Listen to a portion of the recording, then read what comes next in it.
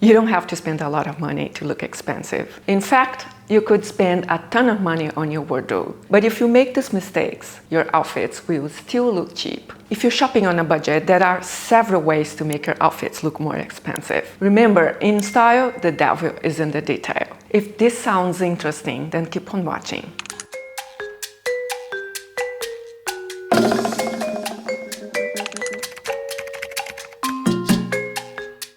Shoes are one of the things that get dated the quickest, and with the blink of an eye, you can go from super stylish to overly tacky. The safest way to go about shoes is sticking with classics like pumps and strappy sandals. But I do get it that as creative individuals, we want to try new things that feel interesting, items that make us feel current. But there's a fine line between shoes that are comfortable but old-looking, or super stylish or tacky, which can totally ruin the entire look. For example, it's hard to imagine that these shoes looked amazing just a few years ago. Today, though, they look totally dated. I know it's not a clear path between what one might think it's tacky, but shoes are a thermometer of what's modern at a given time. So really pay attention to certain things such as the height of the heel and the shape of the toe. Shoes like Muse or Barely There sandals are a great compromise between classic and a tad stylish. Easy to style, especially with the skirts and dresses, but literally with everything. I wear them a lot, especially in preparation for spring and summer. And I've styled them a lot in my videos, so opt for pointed toe shoes, which are the latest update in fashion. In terms of height, it's totally personal. You can go for super flats or kitten heels. And I actually think a low heel can look a lot more chic without the attitude of the high heel. And a lot more effortless too. But you still got that heel that improves your posture. I also think that white shoes work really well and we can wear them year-round. In winter, it brightens up a dark outfit. Obviously, it's perfect in summer too. If you want to go for a slightly higher heel, then I would go for something like this. The reason why people want to wear some dated shoes is because of the thick heel, but you can always go for a block heel rather than ultra thin heel, although the latter is definitely my favorite.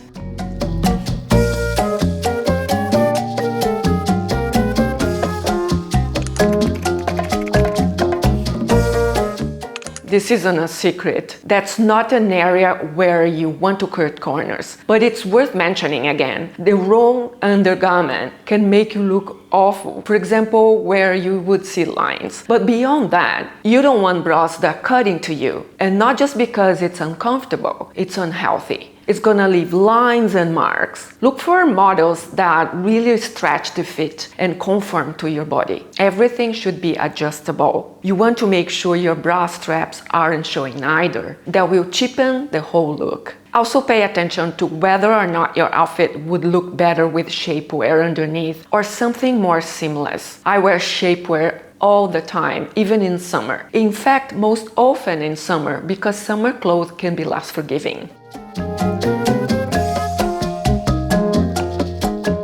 To avoid any panty lines showing through, stick to seamless nude underwear. If in doubt, see a salesperson in department stores. Normally they are well trained in that regard.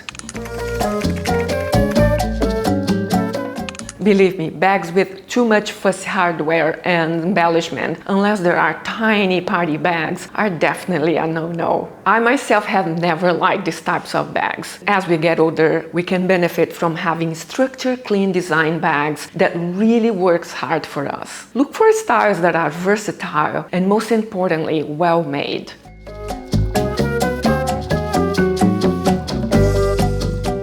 But if you really want a statement bag, you don't need to take things to the absolute extreme. You can do a classic chain bag, super classic and yet minimalist, so you don't get tired of it, nor does it cheapen your look. Quite the opposite. It gives the look that preppy vibe I crave from time to time. If you're talking about longevity on our wardrobe, meaning getting cost per wear, then this is the way to go.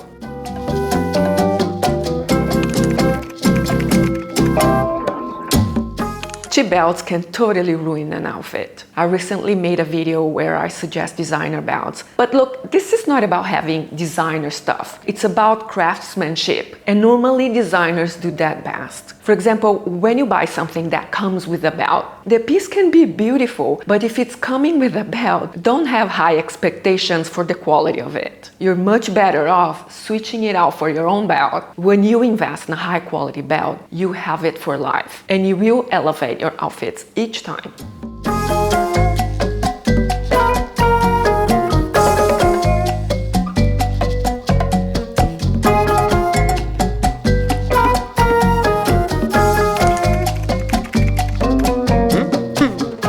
Another thing you should never buy, and it may be controversial, are cardigans. For me, no matter how cute they look, they still have that grandma's vibe. They're just not for me. When we think of a perfect wardrobe, you don't need to have all the classic pieces that in theory need to be there. What's the point of putting something in your closet just because someone said you should have if it's not you at all? You need modern, classic, versatile pieces in your wardrobe, and a cardigan isn't one of those. They don't suit most body types, and no matter how you style them, you always look dated.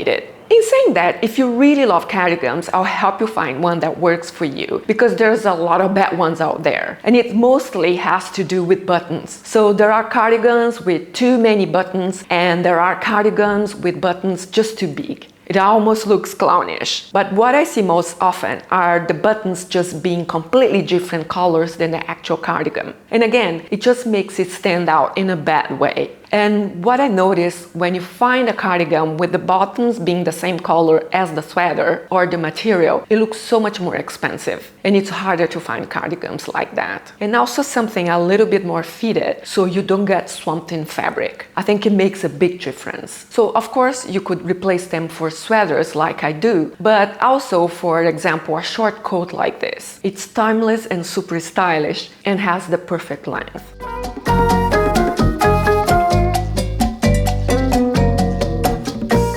Style isn't about trends or what everybody else is wearing. It's about finding the items that work for you and stand the passage of time, so you can rely on time and time again and styling them your way. Buy hippie-looking jewelry. I mean jewelry made from cheap materials like PVC or wood, for example. I see that all the time. I don't mind a bit of personality in your jewelry. I hope you get that this isn't about ageism. It's about refinement. As mature, intelligent, creative women, we want to have an unfussy style while at the same time being able to express our personality. And hippie-looking jewelry isn't what we're going for, unless you're spending time in Byron Bay or visiting an alternative community. Pieces that resemble real jewelry are your best options. Of course, they can be statement pieces. For example, I have these amazing stone vintage-looking earrings, and they're like a bright blue with a little bit of gold. You can definitely add some color into your jewelry in the form of stones. But I would do this in an elevated way. Two colors within the jewelry, like the gold and the color of the stone, I think we've done enough here. And the minimalism allows me to play with the stacks of necklaces, like this timeless chic yet very dainty pearl necklace that I wear with an Italian gold chain that suddenly becomes the focal point of the outfit in a very subtle way. They look very chic without overwhelming the look. Just the right amount of spark, because they're timeless and much more wearable.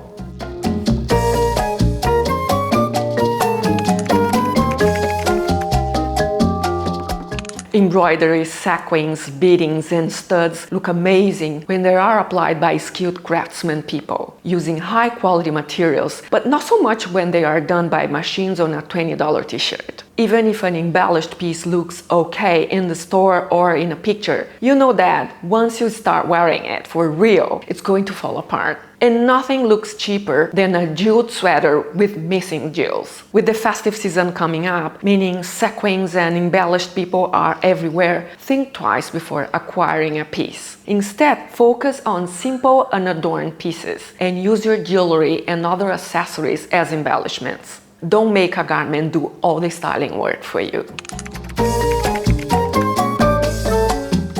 Cotton knits and jerseys in dark saturated colors like black, navy, rich dew tones and bold primaries are great at first, but throw them in the washer and dryer a couple of times and the colors start to fade, and they are noticeably fuzzier than when you first bought them. So stick to cotton knits and jerseys in light colors like gray, pastels and whites. And when you do have a darker or more saturated knit, spot treat and hand wash it at home or spring for dry cleaning. Once you've held real high quality handmade lace in your hands, the kind of stuff they use to make wedding gowns and couture dresses, you know that the flat, flimsy, machine-made stuff fast fashion brands are really doesn't measure up. Sure, occasionally cheap lace can surprise you, but if your goal is to look like you spent more than you did, it's best to leave the $40 lace dress for someone else to buy. Instead, go for fine mesh, for example. It's not as girly as lace, but it's still feminine and sort of see-through, and it looks pretty much the same whether you're buying it from H&M or Saks Fifth Avenue. That said, if you absolutely cannot live without lace in your life, try to stick to pieces that use lace only as accents instead of all over. And look for lace that is delicate and has a raw, uneven edge that follows the shape of the lace itself instead of being folded over and sewn like any other piece of fabric. The smaller, the complicated the print is, the more opportunities there are for something to go wrong, also known as end up looking cheap. Instead, when you're shopping on the cheap, focus on simple graphic prints like stripes, polka dots, and plaids in high contrast colors like black and white. Do the test. If you can't squint at the print from 10 feet away and you still instantly recognize what it is and all its parts, then skip it. Frayed jeans can look really cheap if done in the wrong way. So like this particular style, very cheap looking. As a rule of thumb, if there are frays, it's because corners were cut. But if done in the right style, high-end designers, for example, will actually fray the buttons of their jeans, and there won't be any distressing anywhere else except the bottom edges. And that can still give kind of a higher-end distressed look without having any rips anywhere. A proper fit is by far the most important factor in making your clothes look more expensive. If a sleeve is too wide, or the shoulder is too narrow, or a pant leg is too long or too loose, the piece is going to look cheap, period. Even if it costs $1 million, if it doesn't fit well, it's just going to look like garbage. Instead of just buying and wearing it anyway, take it to a tailor. I cannot stress this enough. Personal tailoring is like waving a magic wand over your clothes. It's completely transformative. Simple alterations like hems are generally pretty straightforward and inexpensive, but more complex tailoring can get pricey. So ask for a quote before you commit and make sure the store will let you return the piece if you decide it's not worth tailoring. Whether you're shopping in store or just looking over a piece in your own wardrobe, little things like loose threads, uneven creases, loose or missing buttons, and prints that don't quite line up can make even an expensive garment look totally cheap. Inspect pieces before you buy them to make sure seams are sewn straight and edges are nicely finished. Check that the print on the pockets is still in line with the print on the rest of the garment and not offset in some way. Trim loose threads with scissors, never pull them. It might sound like a lot, but these little things make a huge difference. In sum, we talked about choosing timeless classic elevators accessories that ground your outfit while allowing you to be more creative, avoiding ill-fitting items and paying attention to what's currently voguing in terms of shoes. Also skipping poorly made fabrications, embellishments, and applications are simple and yet very effective things to implement to make sure we always look our best. And not forget to make friends with a great tailor. Okay everyone, that was it for today. I hope you found it informative, and please don't take it personal. If you did like this video, please press the thumbs up button. That way I know what you like, and let me know any other comments you have about these pieces down below. Thank you so much for watching. Don't forget to subscribe, and I'll see you in my next video. Take care everyone. Bye bye.